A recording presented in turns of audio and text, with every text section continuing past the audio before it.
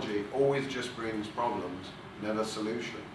You may know that among environmentalists, there's no more derisory term as technical fix. You know, you're proposing a technical fix.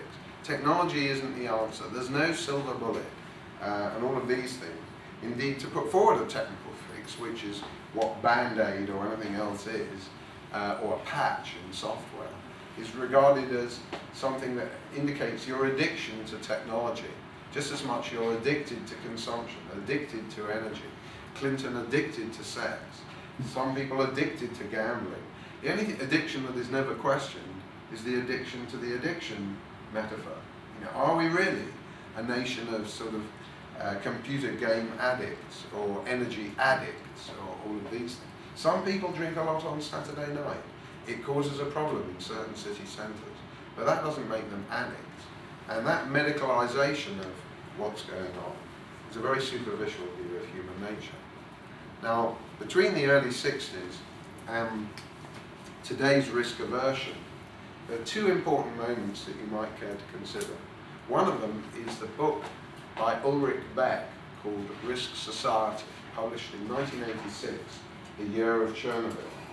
In that book, he put forward what we might call the boomerang view of forecasting and the future, which is that anything that you do now could come back and knock you on the head in a way that's completely unexpected. And he did it mainly, German sociologist, in relation to nuclear power.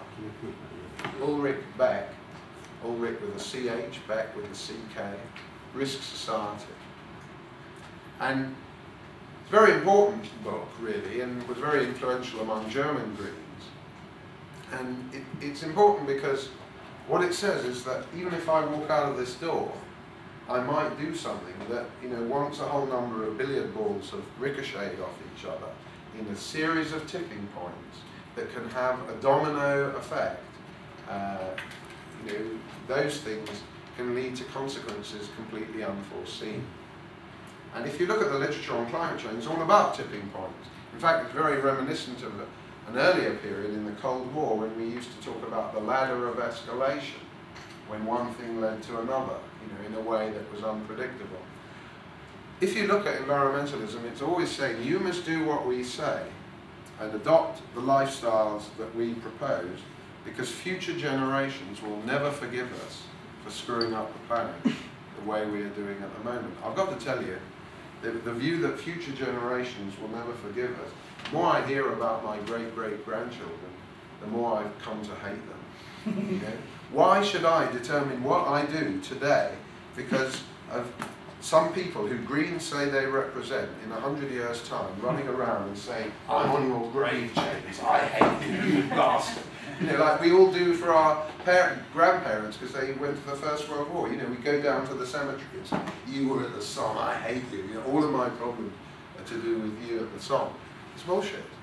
And the claim that Greens make to be able to represent those unborn embryos is really quite extraordinary.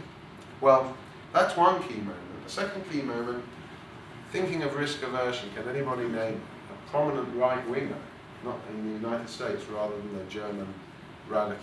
Anybody know him?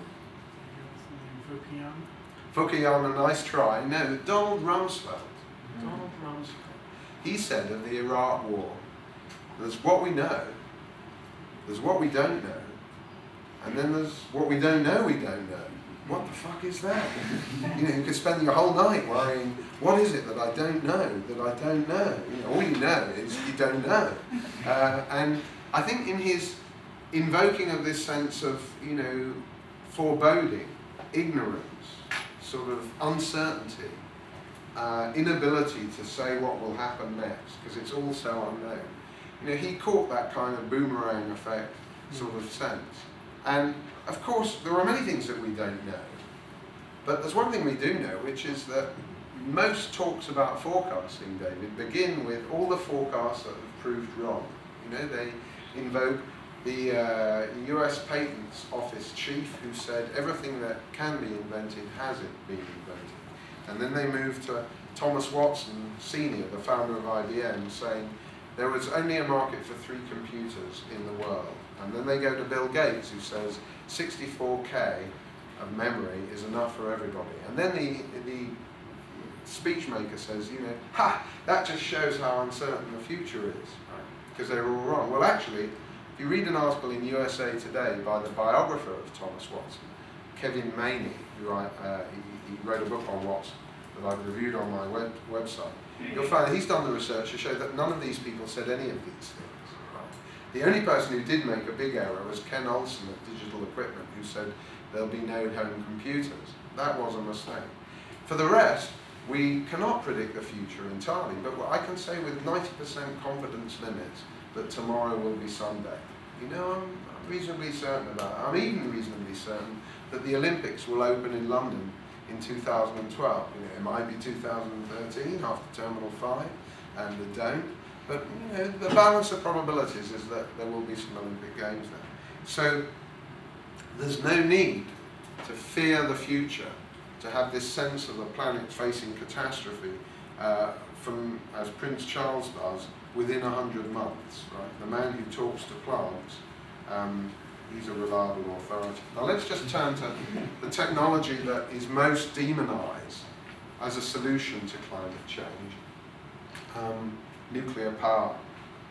I want to say to you that safety problems and nuclear proliferation and even radioactive waste do not intrinsically attach to the atomic nucleus. There's nothing in the atomic nucleus that means that we cannot control it ever, that it is bound to be dangerous, and that the mad mullahs of Iran are going to nuke us all tomorrow. There's nothing in the nucleus that says that, if I remember my physics properly. There are problems of social relations, as Karl Marx put it, right? And they're different from those of productive forces. But the energy released from nuclear fission, and still more the energy released from nuclear fusion, is something that, with the right technologies of control, of safety, and so on, we can harness, we have harnessed, and done very well with, and only our inhibitions about the future prevent us from doing now. China right now is building more nuclear power stations than the rest of the world combined. India is forging ahead. South Africa is forging ahead. Meanwhile, Sweden and Germany are still refusing to build any, and the British government has postponed the date for new nuclear operations from 2018 to 2025. 2025. Now, I mentioned radiation. It's radiation, ladies and gentlemen, that provides the mediating link between hostility to nuclear war, which we can all share, and hostility to nuclear power. In fact, if you go around a nuclear power station, you're much less irradiated than you will be if you go around a hospital's nuclear medicine department.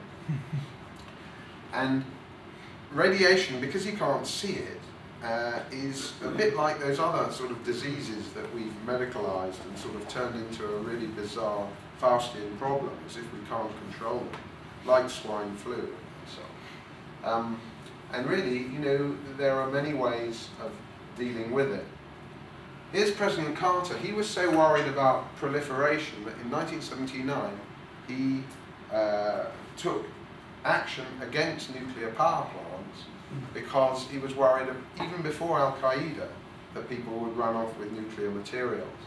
Here he is donning his cardigan as the future for American energy policy. Put a sweater on, which is what the Greens like us to do. Here's 3 Mile Island. How many people died in 3 Mile Island? 0. No. Right, correct. But they put a movie out 2 weeks later with Jane Fonda called The China Syndrome. And ever since, Greenpeace, which started off as Peace Suggests as an anti-nuclear war movement, of course, are there any Canadians in the audience? Founded by Canadians. In other words, Americans who want to be Europeans.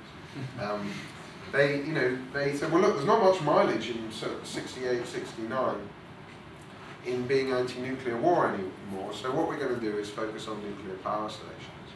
And their big cause célèbre, of course, is Chernobyl, complete with the blood going down. What do you notice about this new nuclear installation, where people did die in some moments? 3 of them. Well, no more